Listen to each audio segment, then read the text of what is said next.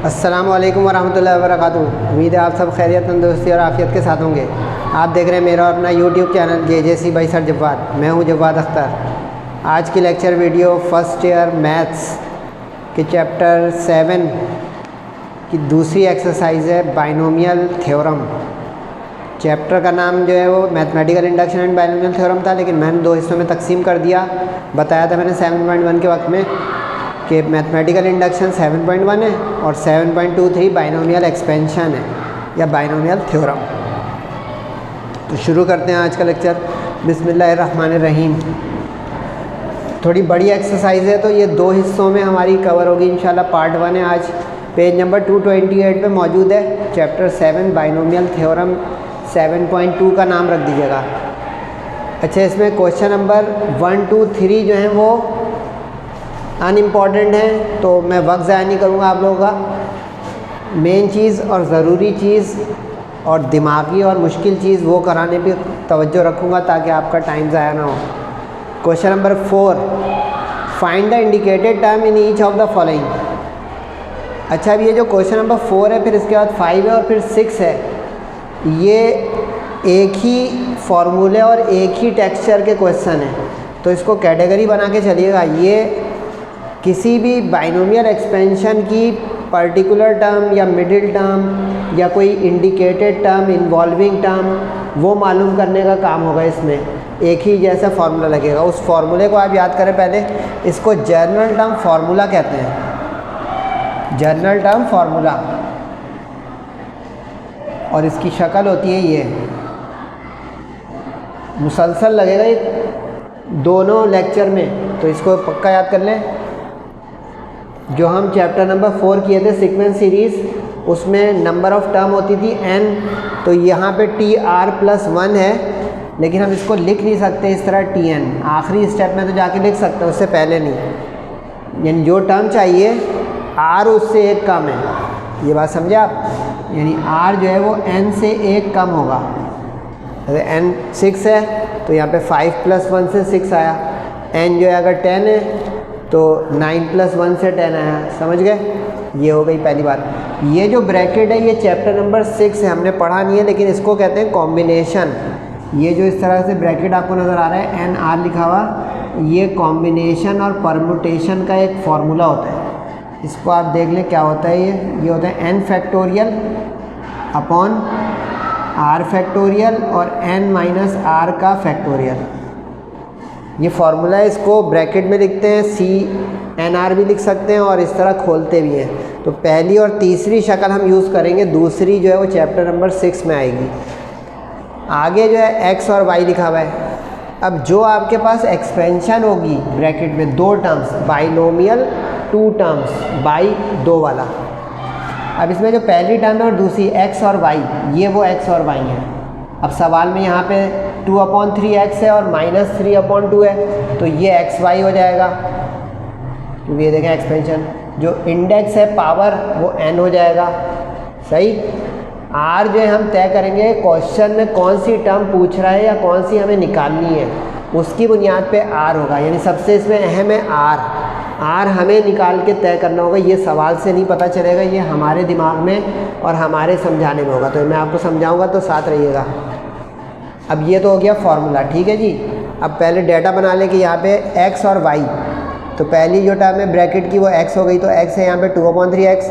Second term जो है, अच्छा इसमें ख्याल रखिएगा, जो माइनस है तो उसके साथ जाएगा, क्योंकि गौर से देखें इस फार्मूले को, इसके फार्मूले के दरमियान में कोई प्लस माइनस सेपरेटर नहीं है साइन, तो ये मल्टीप्लाई है। तो जो भी माइनस होगा टर्म में वो साथ लेना पड़ेगा, वरना आखिर में आंसर तो आ जाएगा, माइनस प्लस का मसला आ जाएगा। बारीकी नोट की कि माइनस के साथ जाएगी ये चीज़ जो हमारे सवाल में होगी, ठीक है। इंडेक्स आपका जो है वो पावर जो है वो n हो गई। r जो है हमने तय किया, अभी जो बताया था कि r जो है वो n से एक लेस होगा, 1 लेस देन n, ठीक है। अब देखिए यहाँ पे जो हमारी नंबर ऑफ टर्म है, ये वाला n नहीं, टर्म कौन सी है, यानी ये 8 टर्म का मतलब हमें T8 मालूम करनी है, तो 8 से एक कम। समझे पॉइंट? ये यहाँ पे n इंडेक्स नहीं है, जो हमें टर्म मालूम करनी है। ओके हो गया। अब फिटिंग करें, n की जगह और r की जगह 10 और 7, 10 और 7, x की जगह 2/3x, n माइनस r। इसके बाद मैक्सिमम काम कैलकुलेटर का है, यहाँ पे कैलकुलेटर ज़रूर संभालिएगा क्योंकि इसमें फैक्टोरियल का एक बटन होगा, वो सिखाऊंगा, वो यूज़ करना होगा। अब 10 और 7 को कैसे लिखेंगे, ऐसे ये देख लें, सीखें। 10 फैक्टोरियल पहला वाला ऊपर, फिर r फैक्टोरियल नीचे वाला, 7 वाला दूसरा, n माइनस r इन दोनों का डिफरेंस 10 माइनस 7, ठीक। अब अगले में 10 माइनस 7 3 हो गया। अब इस पर आप कैलकुलेटर चलाएं, 2 का क्यूब करें 8, 3 का क्यूब करें 27, माइनस को कैलकुलेटर में मत डालिएगा, बस इसको याद रखें यूँ कि अगर माइनस पे कभी इवन पावर होगी तो प्लस जवाब आएगा, और माइनस पे अगर ऑड पावर होगी तो माइनस जवाब आएगा। इवन का मतलब 2, 4, 6 वाली गिनती है जो 2 के टेबल में आती है, और ऑड का मतलब 1, 3, 5 जो 2 के टेबल में नहीं आती है। अब यहाँ पे 7 है, ऑड है, तो इसलिए हम इसका माइनस लिख देंगे खुद ही। कैलकुलेटर में सिर्फ डालें 3 की पावर और 2 की पावर। तो मैं आपको एक काम की बात बता रहा हूँ, वरना माइनस कैलकुलेटर में डालने में कभी गलती होती है। अब इसके बाद तरीका सीखें। फैक्टोरियल का मतलब होता है बंद खोलना, ये मैंने आपको 7.1 के एक सवाल में बताया था। यानी अब 10 फैक्टोरियल का मतलब होगा 10, 9, 8, 7 इस तरह। अब इसको वहाँ तक खोलें जहाँ पे नीचे वाली बड़ी से बड़ी गिनती आ जाए। इस बात को बहुत गौर से समझिएगा क्योंकि हर सवाल में फिर ये आपको फ़ायदा देगी। 7 फैक्टोरियल है ना, नीचे बड़े से बड़ा, ये तो 10 माइनस 7 3 आएगा जो बड़ा हो, वहाँ पे रुकना है। तो 10, 9, 8, 7 फैक्टोरियल पे रुका। क्यों रुका? ताकि ये कट जाए। कुछ स्टूडेंट आपको या कुछ यूट्यूबर ये बोलेंगे कि डायरेक्ट कैलकुलेटर में डाल लो। नो, देखिए मैं बोर्ड के टीचर के तौर पे बात कर रहा हूँ आपसे, जो इम्तिहान में नंबरों के लिए पढ़ाता है। तो यहाँ पे पूरा जो आप कैलकुलेटर में डालेंगे एक नंबर कट जाएगा। अब आपकी मर्ज़ी है, मेरी माने या किसी और की। उसके बाद जो बचे उस पर कैलकुलेटर चलाने की जाते हैं, यानी 10, 9, 8 मल्टीप्लाई करके कैलकुलेटर में डाल दें, और 3 फैक्टोरियल का मतलब 3 to 1 आप 3 फैक्टोरियल डायरेक्ट डाल सकते हैं, यानी कटने के बाद जो बचे उसको कैलकुलेटर में डाल सकते हैं। सही हो गया। अब इस पूरे पे कैलकुलेटर चलाएं, यानी 2187 इंटू 8 128/27 और x का क्यूब अपनी जगह। सही। अब माइनस इंटू प्लस हो गया माइनस। अब इस पूरे पे कैलकुलेटर चलाएं, एहतियात से चलाइएगा, यानी 17496 मल्टीप्लाई बाई 10 9 × 90 इंटू 8 और नीचे 3 2 × 6 इंटू ये। इस तरह ये पूरा कट के आपको कैलकुलेटर खुद देगा। अच्छा, यहाँ पे आपको कैंसिल नहीं करना है, कैलकुलेटर आपको ये खुद देगा कैट चार्ट। सही है। कैलकुलेटर में फंक्शन अपॉन वाला खुद कैंसिल करता है, ठीक है। ये कैलकुलेटर डिवाइड करके आपको कर देगा, यानी कि अगर आपके पास साइंटिफिक कैलकुलेटर है तो यहाँ पे इस ऑन ऑफ के बटन के ऊपर एक SD बटन होता है, SD, इसका मतलब होता है साइंटिफिक टू डेसिमल। अगर आप ये कभी प्रेस करेंगे तो डेसिमल कर देगा, अगर इसको आप शिफ्ट करके प्रेस करेंगे तो अपॉन कर देगा, यानी फ्रैक्शन देगा इस तरह का। तो ये बटन चला के देखिएगा, वैल्यू डालिएगा, जैसे मैं अब डालूँ आपके सामने, अगर नज़र आ जाए आपको 120 multiply by 81 is equal to क्या, डिवाइड बाई 16। सही है। 120 मल्टीप्लाई बाई 81 डिवाइड बाई 16। अब देखिए मेरे पास वो कैलकुलेटर है जो डायरेक्ट अपॉन दे रहा है। अब लेकिन मैं भूल से ये या जान के भी SD दबा दूँ तो देखिए डेसिमल कर दिया, गलती नहीं है। अब दोबारा SD दबा दें, अपॉन कर दिया, समझे। यानी कभी आप यहाँ पे परेशान हो जाए तो ये वाला बटन यूज़ कीजिएगा, बड़ा हैंडी है ये। तो ये हमारी अब देखें 7 + 1 यानी 8 टर्म सवाल में से is the required term, answer आ गया। सिर्फ बारीकी समझे, फॉर्मूला याद हो, प्लस माइनस एहतियात, और बाकी कैलकुलेटर में फैक्टोरियल को रिड्यूस करने के बाद फीडिंग। ओके। सेकंड पार्ट में कह रहा है 7 टर्म। अच्छा, ये वर्डिंग पहले सवाल की बार बार आएगी, general term in the expansion, general term in the expression, तो पहले सवाल को लीजिएगा। कुछ लोग जो है ये सब भी नहीं बताते कि वर्डिंग काम की है कि नहीं है, वर्डिंग वगैरह सब लेके चले मैथ्स में, वरना एक एक नंबर हर सवाल का लेस कर दीजिएगा खुद ही से। कुछ आपको नज़र आएगा अगर आप YouTube से या कहीं से पढ़ते हैं इस तरह से, तो सॉल्यूशन ही सॉल्यूशन, ना उसका सर ना पैर, तो सॉरी, एक एक नंबर की कुर्बानी जा रही है, मर्जी है आपकी। अब A/B माइनस B/A, ये हो गया x और y, इंडेक्स क्या है 8, वो हो गया n, और कौन सी टर्म पूछ रहा है 7, तो 7 से 1 कम। समझ गए ना भाई, ये तो अब समझ में आना शुरू हो गया कि r कैसे आ रहा है। जैसे अब यहाँ पे 8 टर्म थी तो 8 में से 1 कम 7, समझ गए गेम, ये चीज़। अब फीडिंग करें, 8 और 6 ए बी अपॉन बी जो है ये है, माइनस बी अपॉन ए ये है, और n माइनस आर और r, ठीक है। 8 फैक्टोरियल, ये तो आ गया ना फॉर्मूला, 8 फैक्टोरियल अपॉन 6 फैक्टोरियल, इन दोनों का माइनस 8 माइनस 6, 8 माइनस 6 2 होता है, 6 अपनी जगह। अब यहाँ पे भी देखिए मैंने 8 को वहाँ तक खोला कि 6 फैक्टोरियल आ जाए, बड़े से बड़ा, ताकि वो कट जाए। अब समझ में आना शुरू हो गया माशाल्लाह से ये चीज़। अब 8 7 जा 56, 2 फैक्टोरियल का मतलब 2 × 1 है, इसलिए मैंने लिखा नहीं, तो 56 अपॉन 2, ये देखिए तो ज़बानी भी हो गया, कुछ ज़बानी भी हो जाएंगे सवाल छोटी गिनते हो तो। अब माइनस के ऊपर देखिए ये चीज़ काम आई, माइनस पे इवन पावर आ गई 6, तो देखिए प्लस हो गया। यहाँ पे माइनस पे 7 आ गई थी पावर ऑड, तो माइनस हो गया था। देख रहे हैं अंडरस्टैंडिंग की वजह से 1 मिनट ज़्यादा होता है, लेकिन फ़ायदा आपका, दिमाग आपका खुल रहा है माशाल्लाह से। अब बेस सेम है, ऊपर नीचे बी है, तो माइनस हो जाएगा, यानी ये बी 6 माइनस 2, और नीचे ए बड़ा है तो 6 माइनस 2, तो ऊपर भी 4 नीचे भी 4, और ये कट छट के 28। और एक चीज़ नोट कर रहे हैं, शुरू में तो आप ये TR+1 चलाते रहें, जब आखिरी स्टेप आ जाए तो उसको लिख देंगे हमारी 8 टर्म, हमारी 7 टर्म, इससे पहले R+1 चल रहा था, ओके हो गया। आखिरी में कह रहे थे लास्ट टर्म। एक थ्योरी आ रही है MCQs के लिए, संभालिएगा।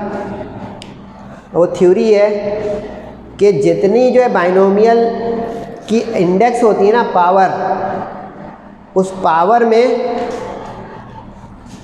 एक पावर बढ़ा दें तो वो नंबर ऑफ टर्म्स हो जाती है।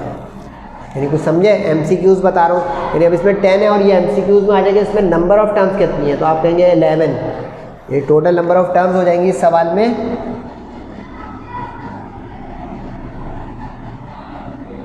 10 + 1 11। इसमें पूछ ले तो 8 + 1 9। अब यहाँ पे 10 है, तो इसका अंदर में इसकी टोटल टर्म्स कितनी हुई 11, ठीक है। तो इसका मतलब है इसमें गायबाना दिया हुआ है उसने, जैसे इसमें तो 8 टर्म खुल के पूछा है, 7 टर्म खुल के पूछा है, अब इसमें लास्ट टर्म। अब बच्चा कहे कि भाई लास्ट टर्म कौन सी, हमें क्या पता। तो सर ने थ्योरी बताई, संभालें, लिखें अपने पास कि जितना इंडेक्स होता है, पावर होती है, एक्सपोनेंट, उसमें एक ज़्यादा नंबर ऑफ टर्म्स होती है। इसकी एक मिसाल मैं आपको देता हूँ बचपन से, कि जैसे स्क्वायर वाला फार्मूला आप खोलते थे a + b, तो बताएं कितनी टर्म्स आती थी, a² + 2ab + b², 3 टर्म है, बताएं।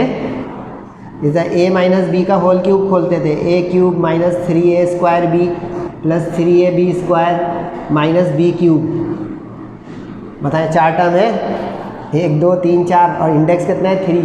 ये अगर समझ में आ गया तो ये भी समझ में आ गया कि 10 है तो अब टोटल 11 होंगी, यानी हमें इसमें अब गायबाना तौर पे तय हुआ कि हमें 11वीं टर्म मालूम करनी है। तो इसलिए 11 - 1 से r क्या हो गया, 1 कम। समझ गए बात। अब इसके बाद सवाल सीधा हो गया, क्योंकि अब यहाँ पे जो फर्स्ट टर्म है वो 2x है, सेकेंड टर्म -1/y है, इंडेक्स 10 है, n हो गया, और r भी 10 हो गया इत्तेफाक से, क्योंकि r n से 1 कम होता है, इंडेक्स से 1 कम होता है यहाँ पे। तो हमारा आ गया 10। समझ में आ गया, क्योंकि उसने आखिरी टर्म पूछी है ना, तो लास्ट टर्म तो 11वीं है, 11 टर्म में से 1 कम ना, टर्म में से कम, सही है, क्योंकि 11वीं चाहिए थी तो 11 में से 1 कम। समझे, गलती तो नहीं कर रहे ना। अब पुट कर दें, अब यहाँ पे जल्दी जल्दी हो जाएगा, 10 10 दोनों हैं, तो ये 1 आ जाएगा। ये MCQs है, सीखें। अगर कोई कहते हैं MCQs में कि भाई n और n का जवाब बताओ, तो आप बोलेंगे 1।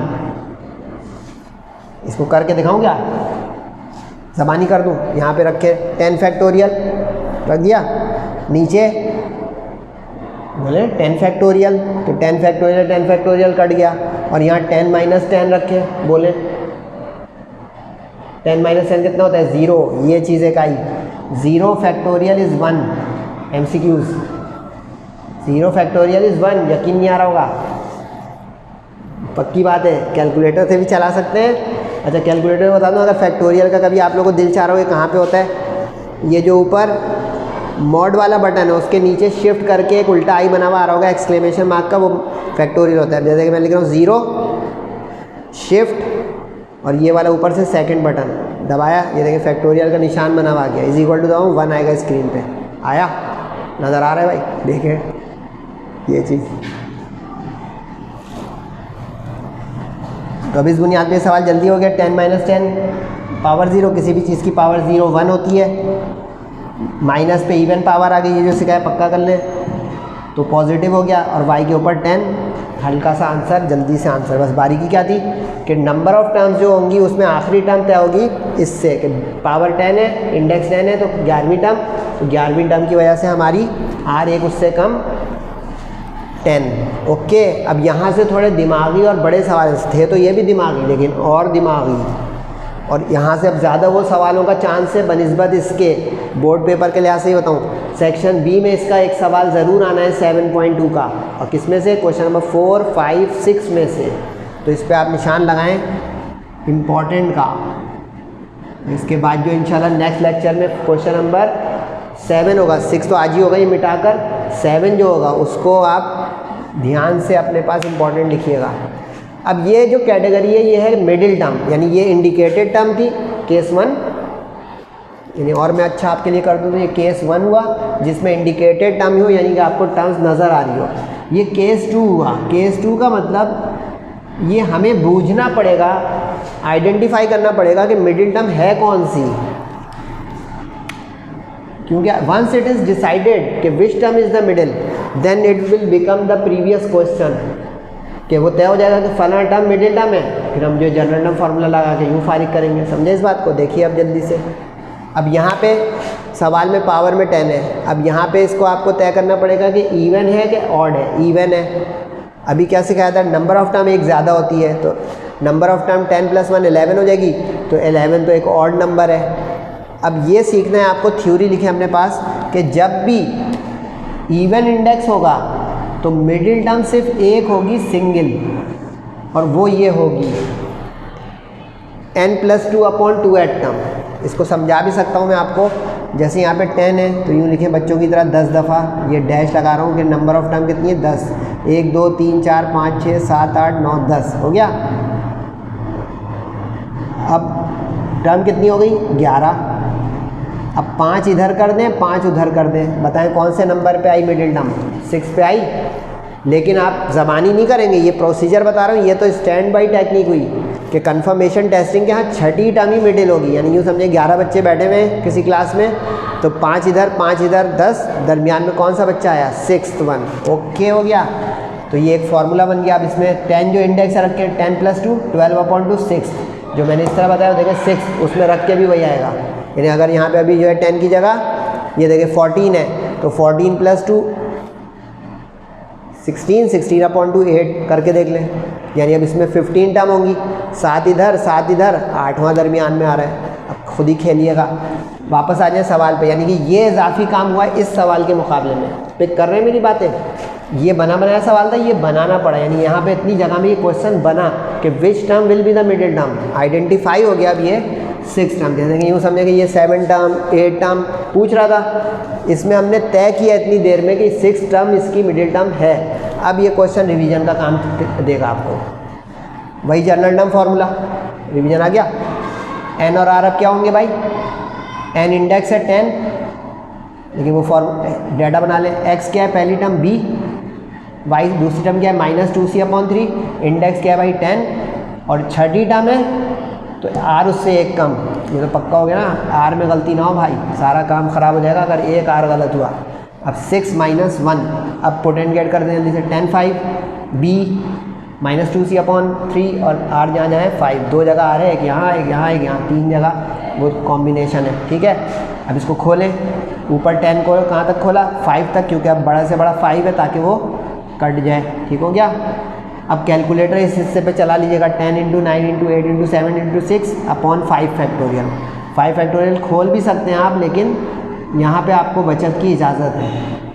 वैसे आपको एक टेक्निक बताऊँ, 2 फैक्टोरियल 2 होता है, 3 फैक्टोरियल 3 × 2 = 6 होता है, 4 फैक्टोरियल 24 होता है, ये बता रहा हूँ टेक्निक।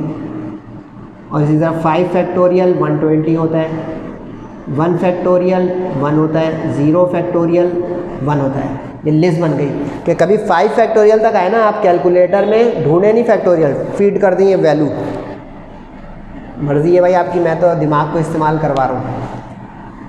b की पावर 5 माइनस के ऊपर ऑड पावर है, ये फार्मूला काम आ रहा है, इवन ऑड वाला ये, तो माइनस रिजल्ट इसका आएगा, देखिए माइनस आया, यानी इससे ये पता चल जाता है पहले का आंसर माइनस में आएगा कि प्लस में आएगा। बाकी अब कैलकुलेटर में फीडिंग करेंगे, this into 32 5 factorial into 243 calculator, B पे 5 सी पे 5, ये काम कैलकुलेटर करेगा कि ये कट रहा है कि नहीं कट रहा है। आपको यहाँ पे नहीं ढूंढना है काटने का, फीडिंग सही हो, और वो एसडी वाला फंक्शन ये आपको फ्रैक्शन करके दे देगा कि अब हमारी जो मिडिल टर्म है वो 6 टर्म है जो कि -896/27 है। लग रहा होगा मज़ा आ रहा है थोड़ा बहुत अब, तो ये चीज़ होनी चाहिए। अच्छा, इसमें 4 पार्ट है लेकिन तीसरा पार्ट मैंने नहीं किया है, बता दूं क्यों। 2 वजह है। एक वजह तो ये कि उसमें बहुत बड़ी पावर है, 18 है, कितनी है देख लें बुक खोल के, 18 है मेरे ख्याल से। इतनी बड़ी पावर के क्वेश्चन आ नहीं सकते इम्तिहान में, लेकिन अगर आप करना चाहते हैं तो बिस्मिल्लाह, मोस्ट वेलकम। एक वजह तो ये है। दूसरी वजह ये हो गई कि जब इतनी बड़ी पावर होती है तो उसके फैक्टोरियल इतने हेक्टिक हो जाते हैं कि कुछ कैलकुलेटर की मेमोरी आउट हो जाती है। तो ऐसे क्वेश्चन टीचर भी कवर नहीं करता है इम्तिहान में कि ये स्टूडेंट कितने लेटेस्ट मॉडल का साइंटिफिक कैलकुलेटर लेके गया है, तो इसलिए यानी उसकी मेमोरी से आउट हो जाएगा जो उसकी कैपेसिटी है मेमोरी, तो इसलिए वो नहीं किया। लेकिन आप करना चाहें तो कर सकते हैं, तो वो बोनस क्वेश्चन है, या समझें कि अननेसेसरी। वापस आ जाए, 14 है, ये 14 है तो नंबर ऑफ टर्म एक ज़्यादा हो जाएंगी, सही है। मिडिल टर्म कैसे आएगी, ये फॉर्मूला याद कर लिया ना भाई, 8 term general term in the expansion, wording यहाँ से उठा लीजिएगा, ये वाली फार्मूले में फीड करें। अब यहाँ पे 1 है पहली गिनती, आसान हो गया। y दूसरी गिनती -12 है स्क्वायर, इंडेक्स कितना है भाई 14, और r एक कम, 8 से एक कम। ये बस गलती ना हो, ये देख रहे हैं आप, मैं बार बार लिखता हूँ क्योंकि ये गलती आपकी नुकसान है, मेरा क्या है भाई, मैं तो यहाँ वाइट बोर्ड पे मिटा के दोबारा कर लूँ। तो आपको first attempt must be the last. A और A1 वाले बच्चों, first attempt must be the last is the order of the day, note कीजिएगा इस बात को। अब फीडिंग करें 14 7, 1 के ऊपर 14 7, माइनस के ऊपर दोबारा 7 आ गया तो माइनस में इसका आंसर आएगा, सही है। 14 फैक्टोरियल को कहाँ तक खोलूँ, 7 तक, क्योंकि अब 7 है इसमें बड़े से बड़ा। तो अब यहाँ पे 7 फैक्टोरियल से 7 फैक्टोरियल कट जाएगा, जो बाकी बचे उसको कैलकुलेटर में डाल दीजिए, ठीक है जी। बाकी जो बचा वो आंसर, यानी ये कैलकुलेटर इतना हिस्सा कैलकुलेटर करेगा, बस एहतियात से कैलकुलेटर में डालिएगा, कोई भी एक बटन गलत ना दबे। क्योंकि 14 13, अच्छा डॉट मीन्स मल्टीप्लाई, 14 13 12 कहाँ तक, 8 तक, ये कैलकुलेटर। फिर बाकी जो है ये 7 फैक्टोरियल डायरेक्ट जो है शिफ्ट करके बटन बताया तो ऊपर की तरफ से जो बटन है, सही है। 5 का 4, ये इंटरेस्टिंग क्वेश्चन है क्योंकि इसमें इंडेक्स में खुद ही n नज़र आ रहा है, गिनतियाँ नहीं है इस तरह से 14 या 10, तो ये थोड़ा ट्रिकी क्वेश्चन है, देखिए मेरे साथ। अच्छा जाइएगा नहीं इसके बाद, क्योंकि इसके बाद 2 मिडिल टर्म्स वाला एक क्वेश्चन हम इंशाल्लाह करेंगे, फिर छुट्टी होगी, सही है। a - 1/a की पावर 2n, तो इंडेक्स क्या है 2n।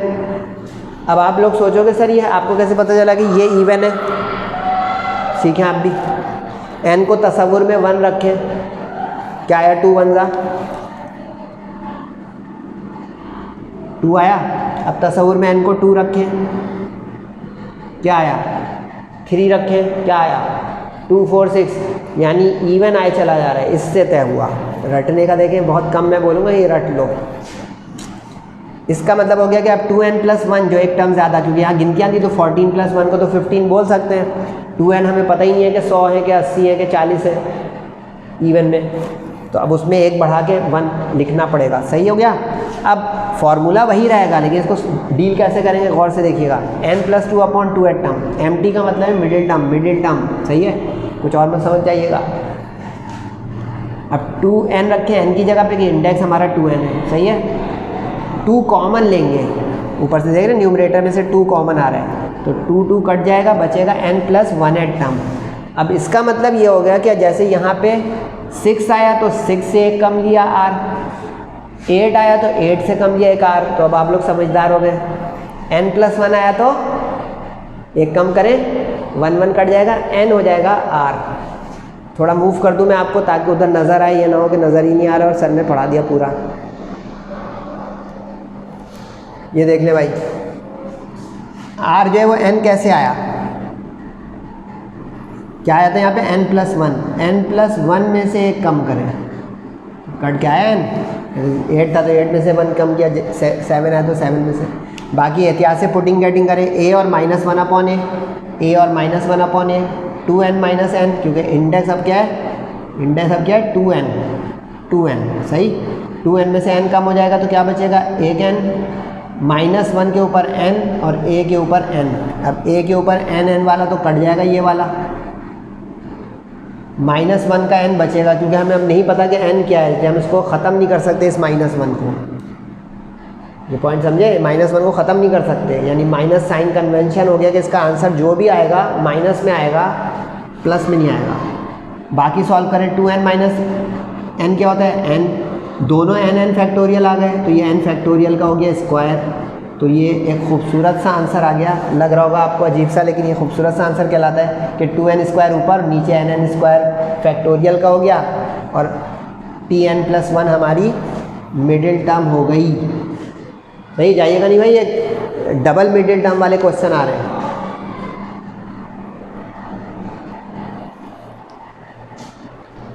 ये क्वेश्चन नंबर 6 देख लें, इसमें 2 मिडिल टर्म्स का जिक्र है। अच्छा एक चीज़ बता दूं, एग्ज़ाम में ज़रूरी नहीं है कि वो 2 मिडिल टर्म देखकर हिंट दे आपको, इस तरह लिख सकता है वो मिडिल टर्म को 2 को हटा दे और यहाँ पे प्लूरल को इस तरह s लिख दे, ताकि आपको पकड़ना पड़े कि इसमें 1 होगी या 2 होगी। तो इसको केस बनाए एक नया कि सिंगल मिडिल टर्म के लिए तरीका यह है कि उसका इंडेक्स जो है वो इवन हो, सही है। और 2 मिडिल टर्म के लिए ये सवाल की नहीं पहचान बनाए, इसकी पहचान बनाए कि इंडेक्स जो क्वेश्चन में वो ऑड है, तो ऑड में एक ज़्यादा बढ़ के इवन टर्म्स हो जाएंगी। तो अब इसको पहले मैं देसी तरीके से बता दूं। अब जैसे 8 टर्म्स हैं तो ये 8 टर्म्स हो गई। अब एक मासूम बच्चा ये करेगा कि 4 इधर कर दे, 4 इधर कर दे और कहे मिडिल टर्म है ही नहीं, समझे। यानी 8 बच्चों को हटाऊँ, मैं कहूँगा मिडिल बताओ, तो कहेंगे सर कोई नहीं। मैं कहूँगा कैसे, वो कहेंगे 4 इधर 4 इधर, ऐसा नहीं हुआ। अब इसका मतलब ये हुआ कि ये गलत ऑप्शन है। 3 इधर हो गए, 3 इधर, तो ये मिडिल टर्म 1 हो गई और ये मिडिल टर्म 2 हो गई। ये इसकी कहानी बनेगी, समझे इस बात को आप। अब इसका फॉर्मूला अलग है, इसको आप जैसे अभी एक ही जगह कर दूँ। अगर इवन पावर थी तो उसकी मिडिल टर्म का फॉर्मूला था n+2/2h।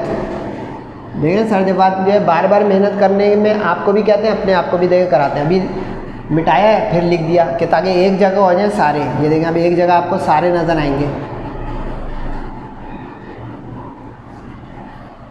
अब इसकी थीम भी क्या, कभी ये फॉर्मूले मिक्स हो जाए तो देखिए, अब इवन है ना, तो देखें इवन में 2 प्लस करके वो 2 से कटेगा, ठीक हो गया। अब ऑड जो है वो 1 में प्लस होकर ऐसी गिनती आ जाएगी जो इवन हो जाएगी तो 2 से कटेगा। और इस तरह +3, देखिए 1 3 इसमें आ गया, 2 इसमें आ गया, तो 1 2 3 इस तरह याद कर लें। तो इसमें 2 मिडिल टर्म होंगी, यानी अब कौन कौन सी हुई खुद ही देखें, 3 इधर तो चौथी 5वीं, ठीक है। लेकिन आपको इस तरह नहीं करना है, देसी तरीके से आपको पूरा प्रॉपर चैनल, ये देखिए प्रॉपर चैनल बता रहा हूँ, ये वर्डिंग वगैरह आएगी, ठीक है। अब ये क्वेश्चन थ्रू है, बस एक ही क्वेश्चन 2 बार करना होगा। क्यों? क्योंकि अब 4 टर्म के लिए अलग हमारा r निकलेगा और जो 5th टर्म होगी उसका अलग निकलेगा। कहानी समझ में आ गई। लेकिन बाकी 3 चीज़ें नहीं बदलेंगी, यानी इंडेक्स क्वेश्चन का जो 7 है वो नहीं बदलेगा, ये इसमें भी आएगा उसमें भी आएगा, तो वहाँ दोबारा नहीं लिखेंगे। x और y जो 2 टर्म है ब्रैकेट की, x³ और 1/x², वो भी ऐसी रहेगी, वहाँ दोबारा नहीं लिखेंगे। यानी सिर्फ r जो है चेंज होगा, क्योंकि number of term middle term 1 और 2 बदल रही है। Got it.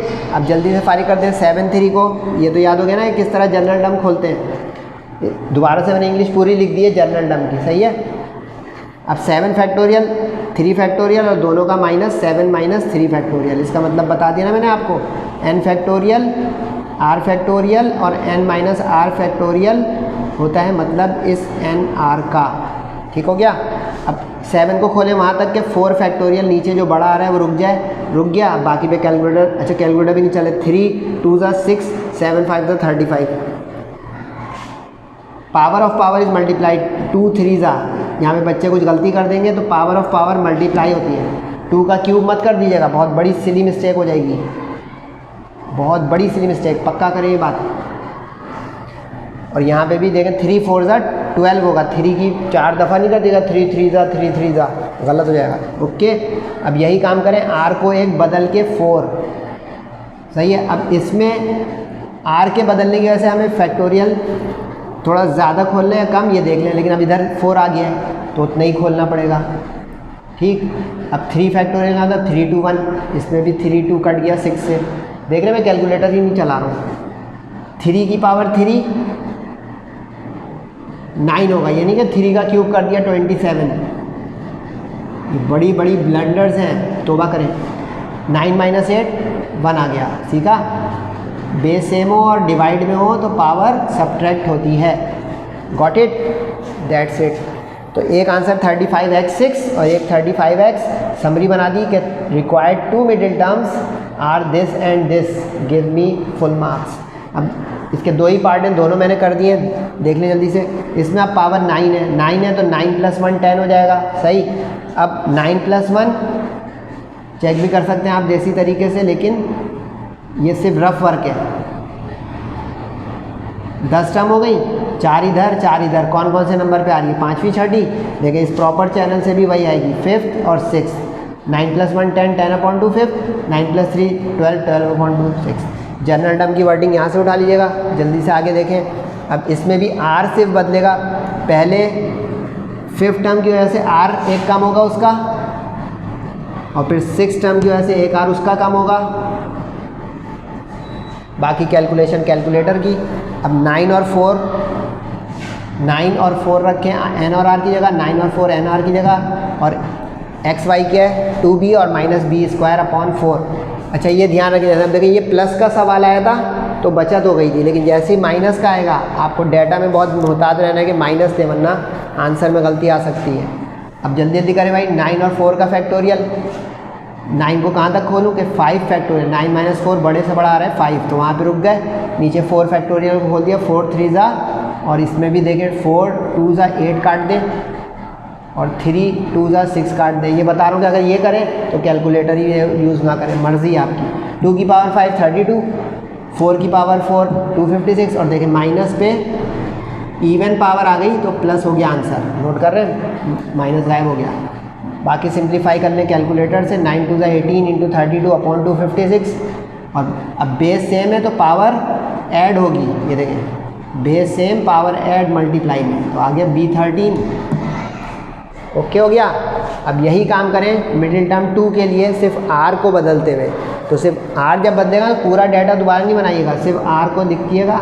और ये तो नोट करें ना, 5th टर्म है तो 4 + 1 आखिर में 5 लिखा, 4th टर्म है तो 3 + 1 लिखा, आखिर में 4 लिखा, 5th टर्म है तो 4 + 1 लिखा, आखिर में 5 लिखा। सीख रहे हैं, देखिए मैं एग्ज़ाम के लिए पढ़ा रहा हूँ, सिर्फ अपने YouTube के लिए नहीं पढ़ा रहा हूँ भाई। जो बच्चे मेहनत से एग्ज़ाम में मार्क्स लेना चाह रहे हैं, they can avail it, choice is yours. r = 5 रखा, 5 + 1, इसको सॉल्व किया तो 9 - 5 4 आ रहा है, तो इसमें भी बड़े से बड़ा 5 आ रहा है, तो रुक गए हम।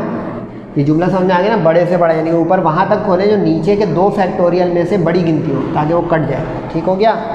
अब इसमें 4 फैक्टोरियल को मैंने इस तरह खोल के नहीं देखा, ये देखें ये दोनों ऑप्शन है, ओपन करें कैलकुलेटर के बगैर या ओपन ना करें कैलकुलेटर में डाल दें, ठीक। 2 की पावर, अब देखिए यहाँ पे पावर में 5 है, तो देखिए माइनस बच गया, क्योंकि माइनस पे आ गई ऑड पावर, तो माइनस बचा रहा।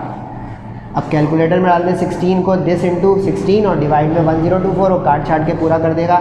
ये माइनस आ गया शुरू में, और बाकी दिस × 16 ये रहा, अपॉन का 1024 सॉल्व किया। बेस सेम पावर है 10 और 4 14, बेस सेम पावर है 8 और 5 13। 2 मिडिल टर्म समरी बना दी, 63/4 एंड -63/32। अगला लेक्चर मिस नहीं कीजिएगा, क्योंकि इंशाल्लाह सेहत और ज़िंदगी रही तो उसमें 7.2 ख़त्म होगी इंशाल्लाह। बहुत इंपॉर्टेंट एक्सरसाइज है। तब तक अपना और सबका बहुत ख्याल रखिएगा। तब तक के लिए अस्सलामु अलैकुम वरहमतुल्लाहि व बरकातुहू।